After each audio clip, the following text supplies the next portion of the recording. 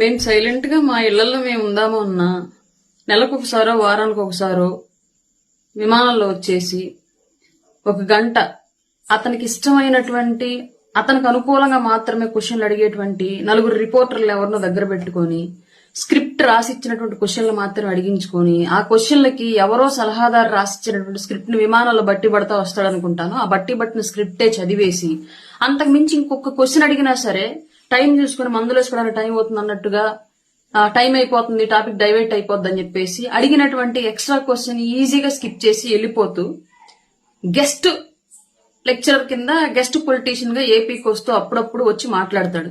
ఎవరు? గౌరవ జగన్మోహన్ రెడ్డి గారు. సరే వచ్చాడే అనుకోండి, వచ్చినప్పుడు రాజకీయంగా మాట్లాడొచ్చు, దాన్ని మేము ఎవరం కాదను. ఎందుకంటే అతను విపక్షానికి నేతగా ఉన్నాడు, కూటమికి ఆపోజిట్ గా ఉన్నటువంటి పార్టీ అది ఒకటే ప్రస్తుతం, అంటే కొంచెం పేరు గలటువంటి పార్టీ అది ఉంది కాబట్టి అతను ఆ పార్టీకి అధ్యక్షుడిగా ఉన్నాడు కాబట్టి మాట్లాడడాన్ని మేము ఎవరం కూడా వ్యతిరేకించాం. ఎందుకు కూటమి ప్రభుత్వం వచ్చిన తర్వాత ఇప్పటి వరకు కూడా గౌరవ జగన్మోహన్ రెడ్డి గారిని ఒక్కసారి కూడా పర్సనల్ టార్గెట్ చేసి ఎక్కడా కూడా ఎవరు నాయకులు మాట్లాడట్లేదు. ఎస్పెషల్లీ పవన్ కళ్యాణ్ గారు కూటమి అధికారంలోకి వచ్చిన తర్వాత బిఫోర్ కూడా ఎప్పుడు ఆయన పరిధి దాటి ఎప్పుడు మాట్లాడలేదు పవన్ కళ్యాణ్ గారు జగన్మోహన్ రెడ్డి గారిని వ్యక్తిగతంగా. కూటమి అధికారంలోకి వచ్చిన తర్వాత ఈ రోజు కూడా ఒక్కసారి కూడా పర్సనల్ గా ఎప్పుడు పర్సనల్ అటాక్ చేసి మాట్లాడాలి, పొలిటికల్ గా మాత్రమే విమర్శించారు. గత 5 ఏళ్ల తాలూకు పరిపాలనా వైఫల్యాన్ని మాత్రమే ప్రస్తావిస్తూ విమర్శిస్తున్నారు. అయినా సరే జగన్మోహన్ రెడ్డి మళ్ళీ ఈ రోజు ఇంకొకసారి తన అదే సామెత చెప్తారు, ఎలుకతోలు పీకి ఏడాది ఉతికినాగా నలుపు నలిపే గాని తెలుపు రాదు అన్నట్లుగా 5 ఏళ్ల పరిపాలనలో ఎలా అయితే నోరు బారేసుకున్నారో ఇప్పుడు సంవత్సరంన్నర నుంచి అధికారానికి దూరంగా ఉన్నా కూడా సేమ్ అదే నోరు అలాగే కంటిన్యూ అవుతుంది. ఏం మారట్ల, పర్సనల్ అటాక్స్ మాత్రమే. సరే మీరు అన్నట్లుగా దత్తపుత్రుడని ఏదో అన్నారు, ఆయన మీరు అన్నట్లుగా దత్తపుత్రుడు అని మీరు అంటున్నారు. సరే మీరు అన్నట్లుగా అవునో కాదో తర్వాత విషయం. ఒక పంచాయతీరాజ్ శాఖ మినిస్టర్ గా, రాష్ట్ర ఉప ముఖ్యమంత్రి వర్యులుగా, అటవీ శాఖ మంత్రి వర్యులుగా ఆయన చేస్తున్నటువంటి పనులు గతంలో ఎవరు చేయని స్థాయిలో ఆ శాఖలు తీసుకున్నట్టు ఏ మంత్రి వర్యులు కూడా ఆ స్థాయిలో ఇంపాక్ట్ చూపించేలాగా కొత్త ఇన్నోవేటివ్స్, కొత్త ఐడియాస్, రాష్ట్రానికి ఆర్థికంగా లబ్ధి చేకూర్చడానికి, డెవలప్మెంట్ పరంగా ఇన్ఫ్రా పరంగా డెవలప్ చూపించడానికి, ఈ ఇన్ఫ్రా డెవలప్మెంట్ లో ఆర్థిక భారం ప్రభుత్వ ఖజానా మీద పడకుండా భారం తగ్గించడానికి సంబంధిత శాఖలకు సంబంధించినటువంటి ఉన్నటువంటి ఐఏఎస్ఎల్ని ఐపీఎస్ఎల్ని పెట్టుకుని ఎంత ఎఫెక్టివ్ గా పనిచేస్తున్నాడో వాళ్ళు రాష్ట్ర వ్యాప్తంగా తెలుసు. ఒక స్మార్ట్ డ్రైనేజీల ద్వారా డ్రైనేజీల నిర్మాణంలో ప్రభుత్వానికి ఖర్చు తగ్గించడం, అలాగే ప్రజలకు ఉపయోగకరంగా నిర్మాణం చేయడంలో కానివ్వండి, లేదంటే ఎర్రచందనం పట్టుబడితే పక్క రాష్ట్రాల్లో ఇంతకు ముందు అక్కడే ఉండిపోయేది, వాళ్ళు తీసేసుకునేవాళ్ళు. బట్ ఇవాళ అది కేవలం ఆంధ్రప్రదేశ్ కు సంబంధించిన సంపద మాత్రమే కాబట్టి స్మగ్లింగ్ ద్వారా రాష్ట్రాలు దాటినా ఏ రాష్ట్రంలో పట్టుబడితే ఆ రాష్ట్రం నుంచి ఆంధ్రప్రదేశ్ కు కూడా వాటా ఇచ్చేలాగా, అది కూడా ప్రభుత్వ ఖజానాకు డబ్బులు చేకూర్చే విధంగా ఇలాంటి ఎన్నో విషయాల్లో ఆయన చేస్తా ఉన్నారు. ఆయన యొక్క అండర్ కంట్రోల్లో ఐఏఎస్లు ఐపీఎస్లు హీరోలాగా కొనియాడబడుతున్నారు ఇవాళ ఆంధ్రప్రదేశ్ పాలిటిక్స్ లో పవన్ కళ్యాణ్ గారి యొక్క అండర్ కంట్రోల్లో.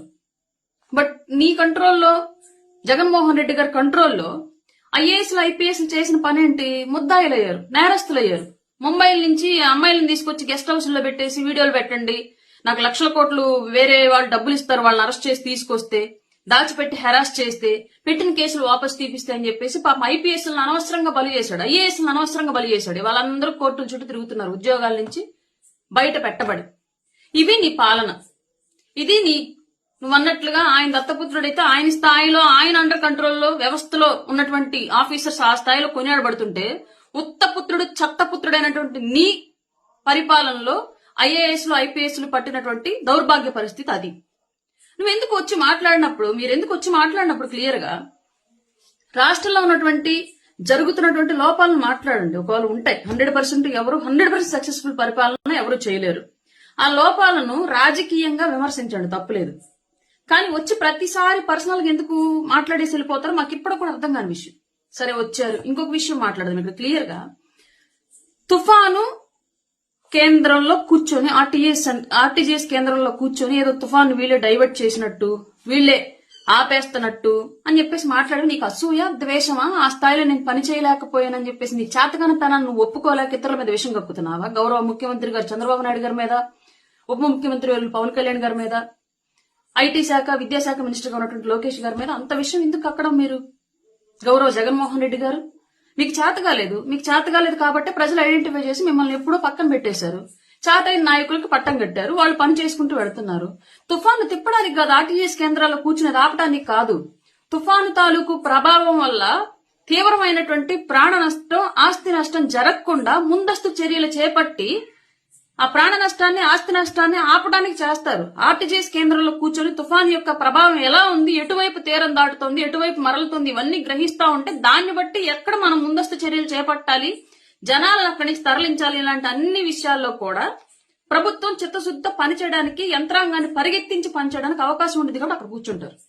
నీకు అది చేత కాదా? సరే, ఇదే క్వశ్చన్ మిమ్మల్ని అడుగుతున్నాను. మీ నాన్నగారు చనిపోయిన తర్వాత వాంతులు, విరోచనాలు, జ్వరాలు వచ్చి చనిపోయిన వాళ్ళకు కూడా మీ నాన్నగారి కోసం గుండెకి చచ్చిపోయారని చెప్పేసి ఒక కార్యక్రమం పెట్టుకుని ఓదార్పు యాత్ర అని చెప్పేసి పెట్టి వెళ్లారు. ఇంటింటికి వెళ్ళి ముద్దులు పెట్టారు, మూతుల మీద పెట్టారు, నెత్తుల మీద పెట్టారు. అంటే మీరు ముద్దు పెట్టంగానే వాళ్ళు లేచి, చచ్చిపోయిన వాళ్ళు బతికి లేచి వచ్చేస్తారని చెప్పేసి వెళ్ళి పెట్టారా ఏంటి? మీరు ఒక భరోసా కదా, మేము మీకు ఉన్నామని చెప్పేసి ఒక అండ చూపించడం కదా. అలాగే రాష్ట్రంలో పెద్దలుగా ఉన్నటువంటి, ప్రభుత్వ పెద్దలుగా ఉన్నటువంటి వ్యక్తులు తుఫాను ప్రభావాన్ని పరిశీలిస్తూ ఉన్నారు అంటే మేము గమనిస్తున్నాం తుఫాన్ని, ఎటువైపు జరిగినా సరే మీకు రక్షణగా మేము ఉంటామని చెప్పేసి ప్రజలకు ఒక భరోసా ఇవ్వడం, ఇది ప్రజా ప్రతినిధులు, అధికారుల యొక్క బాధ్యత. అది నీకు చేతగాల. నీకు జరిగినటువంటి, నువ్వు చేసినటువంటి తప్పులు నువ్వు ఐడెంటిఫై చేసుకోకపోగా ఇంకా ఇప్పుడున్నటువంటి ప్రభుత్వాన్ని విమర్శించడం ఏంటి? సరే, అది కూడా తీసే. ఇంకోటి ఏదో మాట్లాడారు. ఏం మాట్లాడారు? పరకామణి విషయం చెప్దాం ఇప్పుడు క్లియర్లీ. ఒకటి, భగవంతుడి సొమ్ము దొంగతనం చేయడాన్ని ఎవ్వరూ కూడా సమర్థించకూడదు. ఇది ఫస్ట్ విషయం. నువ్వు సమర్థించావు. ఎలా? 9 నోట్లు దొరికాయి, $9. అది ఇండియన్ కరెన్సీస్ లెక్కేస్తే 72,000 ఉండిద్దేమో. 9 US డాలర్స్ 72,000 ఇండియన్ కరెన్సీలో ఏ విధంగా టర్న్ అవుతుందో నాకు అర్థం కాలేదు. నేను గూగుల్లో కూడా కొట్టి చూసా. ఒకవేళ నా లెక్క నాకు తెలిసిన నాలెడ్జ్ ఏమో తప్పేమని చెప్పేసి $809 వస్తుంది గూగుల్ని అడిగినా కూడా. 9 US డాలర్లు యాజ్ ఆన్ డేట్ ఈ రోజుకి. మరి నీకు ఏ రకంగా 9 US డాలర్లు 72,000 అయ్యాయి? నీ అతి తెలివితేటలు ఎందుకు మా దగ్గర చూపిస్తావు వచ్చి ప్రతిసారి? ఎన్నిసార్లు చూసినా చెప్పాను కదా, మీరు మీడియా ముందుకు వస్తే, గతంలో కేఏ పాల్ గారు మీడియా ముందుకు వస్తే నవ్వొచ్చేది. ఇప్పుడు ఆయన అసలు కనిపించనేలే. మీతో రేసులో ఆయన ఎక్కడో వెనకబడి ఉన్నాడు. మీరే మమ్మల్ని నవ్వించడానికి, ట్రోలర్స్ కి, మిమర్స్ కి మంచి స్టఫ్ ఇవ్వడానికి వస్తున్నారు క్లియర్లీ. 72,000 ఏ లెక్కన అవుతాయి? అయిపోయింది, తీసేయండి. అసలు దొంగతనం చేయడమే తప్పన్న విషయాన్ని మీరు ఒక నాయకుడికి ఖండించాల్సింది పోయి దొంగలకు సపోర్ట్ ఏంటి? అసలు మీరు సమాజంలో ఏం నేర్పాలనుకుంటున్నారు రాబోయే జనరేషన్ కి?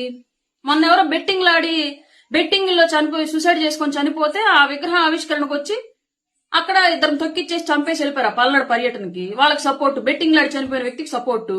అంటే రేపొద్దున ఆ విగ్రహం చూసినప్పుడు ప్రతిసారి ఆ ఊర్లో ఎందుకు చనిపోయాడు అంటే బెట్టింగ్ లాడి చనిపోయాడు, ఈ విగ్రహం ఆవిష్కరణకి మాజీ ముఖ్యమంత్రి జగన్మోహన్ రెడ్డి వచ్చాడని చెప్పేసి చెప్తా ఉంటే పిల్లలు ఓహో బెట్టింగ్ లాడటం పెద్ద విషయం కావాలా, అందుకే వచ్చాడు అని చెప్పేసి బెట్టింగ్లు నేర్చుకోవాలా? ఇప్పుడు పరకామణి దొంగతనం జరిగితే 14 కోట్ల ఆస్తి శ్రీవారికి రాశారు అని చెప్పేసి వదిలేయలేదు, రాపించుకున్నారని చెప్పేసి ఏదో తప్పుగా గవర్నమెంట్ తప్పు చేసినట్టు చెప్తా ఉన్నారు క్లియర్లీ. కానీ విచారణలో అతను చెప్పిన విషయం ఏంటి? ఎవరైతే ఆ దొంగతనం చేసిన వ్యక్తి అయితే ఉన్నారో అతను చెప్పినటువంటి విషయం ఏంటి? నాతో 160 కోట్ల రూపాయల ఆస్తులు వైసీపీ నాయకులు రాయించుకున్నారు అని చెప్పి క్లియర్ గా అతను విచారణలో చెప్పాడు.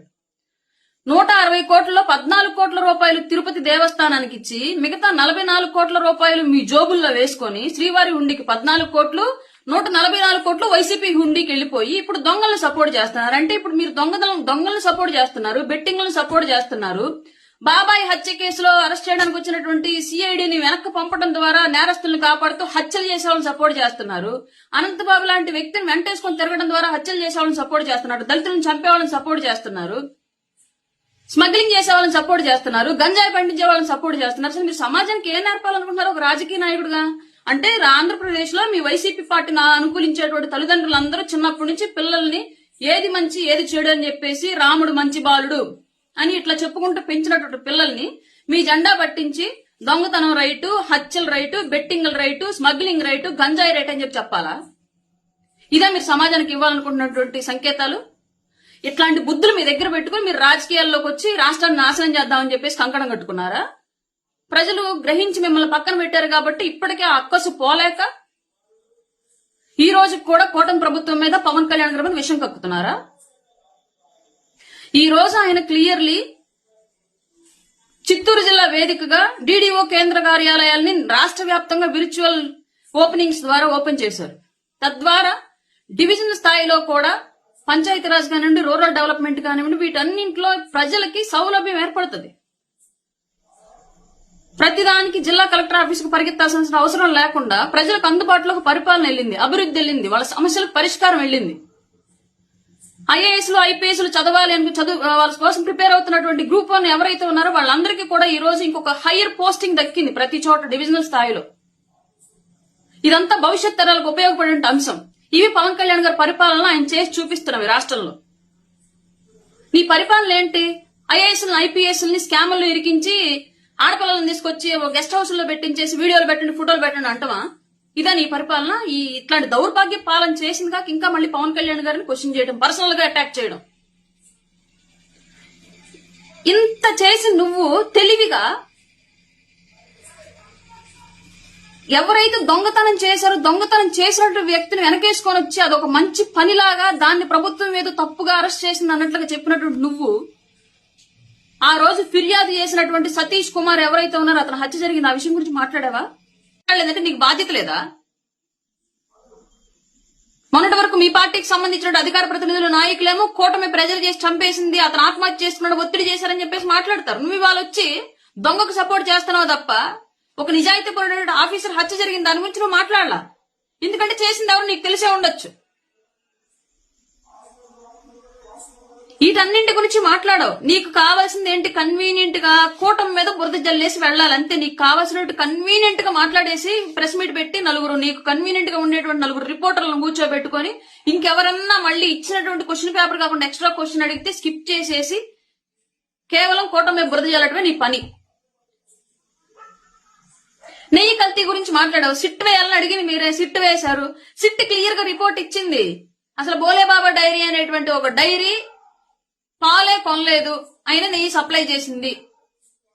దాంట్లో జంతువుల కొవ్వులు ఉన్నాయా, లేదంటే ఏదన్నా వృక్షాలకు సంబంధించి ఇచ్చిన గింజలకు సంబంధించి ఆయిల్ ఉందా, ఇదన్నీ ఏంటనేది ఇంక అందులో కెమికల్ రిపోర్ట్స్ లో రావాల్సిన విషయం. అది క్లియర్ గా ఎంక్వైరీ రిపోర్ట్ లో బోలేబాబా డైరీ పాలే కొనలేదని క్లియర్ గా ఇచ్చింది రిపోర్ట్. అంటే నెయ్యి కల్తీ జరిగినట్లే కదా, అది నీ అండర్ కంట్రోల్ జరిగింది కదా. టీటీడీ ఆ రోజు అంతా రోజా, కరుణాకర్ రెడ్డి, మీ ఇంకొక బాబాయ్ ఎవరో ఉన్నారు ఆయన, వీళ్ళందరూ కలిసి ఏలేరు కదా అక్కడ. శ్రీవారం మీద రాజకీయాలు చేద్దాం నువ్వే చెప్తావు. కొండ చుట్టూ రాజకీయాలు చేసింది నువ్వే, కొండని మింగడానికి ట్రై చేసింది నువ్వే, శ్రీవారి హుండీ డబ్బులు కొల్లగొట్టింది మీరే. అయినా సరే ఇవాళ వచ్చి రాజకీయంగా పర్సనల్ అటాక్ లో బురదలు జల్లేసి ఏమి తెలియని శుద్ధపూసలాగా మాట్లాడేసి వెళ్ళిపోతావు. నువ్వు మాట్లాడిందంతా మేము వినాలి. ఆంధ్ర రాష్ట్ర ప్రజలు ఇంకా పిచ్చోళ్లే నువ్వు భావిస్తున్నావు. ముందు నీ పిచ్చి తగ్గడానికి సరిగ్గా ట్రీట్మెంట్ తీసుకోండి ఏదన్నా ఉంటే. ఎందుకంటే మీరు ఇంకా మేము పిచ్చోళ్ళమని భావిస్తున్నారు. ప్రజలు ఆల్రెడీ తెలివితేటలతోటే 2024లో తీర్పు ఇచ్చారు. ఈ విషయం మీరు గమనించుకోవాలి. ప్రస్తుతం గౌరవ జగన్మోహన్ రెడ్డి గారు, పులివెందుల ఎమ్మెల్యే గౌరవ జగన్మోహన్ రెడ్డి గారికి మాదొక విన్నపం. దయచేసి ఆంధ్ర రాష్ట్ర ప్రజలకు మీరు కట్టినటువంటి కళ్ళకు కట్టినటువంటి గంతలన్నీ తొలగిపోయాయి. వాళ్ళు క్లియర్ గా ఉన్నారు వాళ్ళ విజన్ లో, వాళ్ళ ఆలోచనలో. వాళ్ళు కూటమి ప్రభుత్వం కూడా ప్రజల కోసం ఏం చేయాలో చాలా క్లియర్ గా ఉంది. క్లారిటీ లేనిదల్లా మీ దగ్గరే. రాజకీయ నాయకుడుగా ఎలా ఎదగాలనుకుంటున్నారు? అసలు మీరు సమాజంలో ఒక యువతలో ఎలాంటి క్వాలిటీస్ ని ఎంకరేజ్ చేయాలనుకుంటున్నారు? హత్యలు, దొంగతనాలు, బెట్టింగ్లు, స్మగ్లింగ్లు, గంజాయిలు ఇలాంటివి ఎంకరేజ్ చేయాలనుకుంటున్నారా? లేదంటే ఏదైనా నీతి నిజాయితీ వైపు, చదువుల వైపు, ఉద్యోగాల వైపు మళ్లించాలనుకుంటున్నారా అని ఫస్ట్ మీరు డిసైడ్ చేసుకోండి. మీ ఎజెండా ఏంటో ప్రజల ముందు పెడితే ఆ ఎజెండా నచ్చిన వాళ్ళు ఓట్లేస్తారు. ఎందుకంటే గతంలో మీ ఎజెండా నచ్చక 2024లో మీకు ఓటమి చూపించారు ప్రజలు. ఇప్పుడన్నా సరే మీ ఎజెండా మార్చుకొని రండి. అదే ఎజెండాతో రాకండి. ఇది రిక్వెస్ట్ ఆంధ్రప్రదేశ్ పౌరురాలిగా.